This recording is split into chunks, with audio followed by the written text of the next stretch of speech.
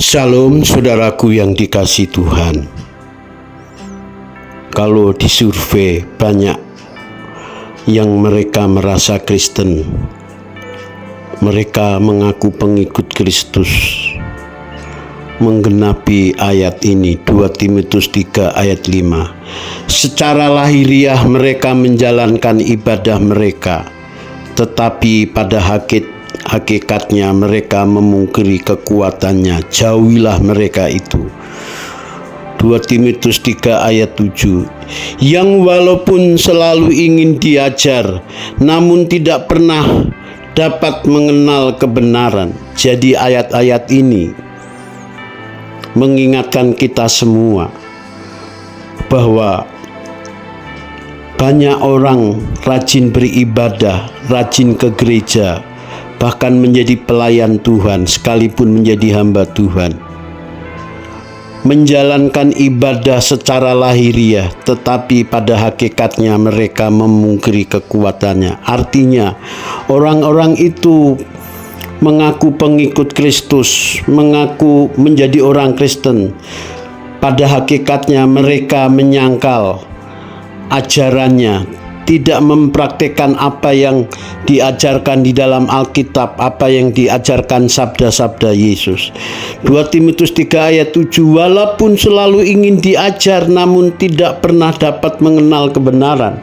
Kita bisa melihat banyak orang, bahkan manusia di planet bumi ini yang merasa pengikut Kristus.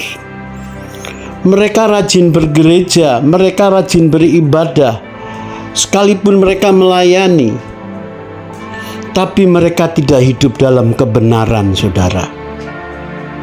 Teori dan praktek itu antara langit dan bumi. Teorinya dia tahu kebenaran firman, tahu ke gereja, tahu mendengarkan firman setiap minggu, bahkan menjadi seorang pelayan Tuhan, tapi dari realita kenyataan hidupnya tidak hidup dalam kebenaran. Karena kita sudah menyadari, kita sudah memasuki zaman akhir, saudara. Dunia semakin jahat. Kita menemukan orang yang sungguh-sungguh, yang menjadi pengikut Kristus sejati itu sangat sedikit sekali. Karena menjadi pengikut Kristus itu harganya sangat mahal, yaitu harus dibayar dengan segenap hidup kita. Bagaimana hidup kita mempersembahkan hidup kita di hadapan Tuhan. Hari lepas hari kita harus berjuang untuk melakukan kehendak Bapa, melakukan kehendak Tuhan.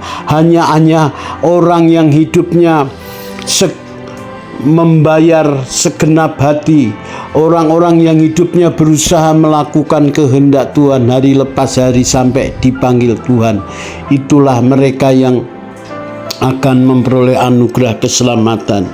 Saudaraku yang dikasihi Tuhan, kita menyadari bahwa kodrat dosa setelah masuk dalam dunia, semenjak Adam jatuh dalam dosa, kecenderungan manusia itu berbuat jahat. Segala tingkah lakunya, perbuatannya selalu berbuat jahat. Itu di Kejadian pasal 6. Jadi kita harus melawan kodrat dosa. Dari kodrat dosa menjadi kodrat ilahi, saudara.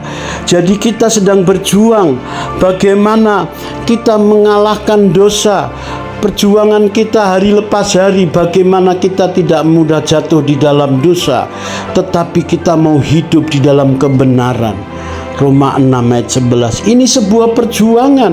Perjuangan bukan hanya mengejar meraih prestasi sukses dunia, saudara. Apa artinya prestasi sukses dunia jika jiwa kita binasa, jiwa kita terbuang dalam lautan api? Apa artinya semuanya itu, sabda Yesus? Apa artinya seorang memperoleh harta dunia jika jiwanya binasa, saudara? Jadi banyak orang yang dipanggil, sedikit yang dipilih, saudara.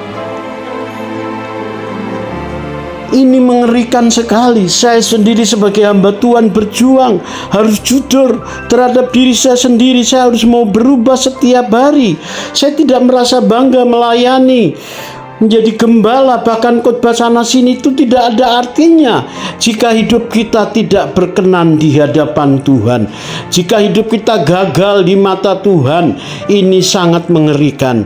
Jangan sepertinya kita sudah sukses, terhormat di mata manusia, prestasi kita hebat di mata manusia, tetapi di mata Tuhan kita gagal karena kehidupan kita menjijikkan di mata Tuhan. Kita masih kompromi dengan dosa, masih mudah jatuh dalam dosa, maka kita semuanya akan binasa. Maka melalui kebenaran firman Tuhan ini kita diingatkan kembali. Salam, terima kasih.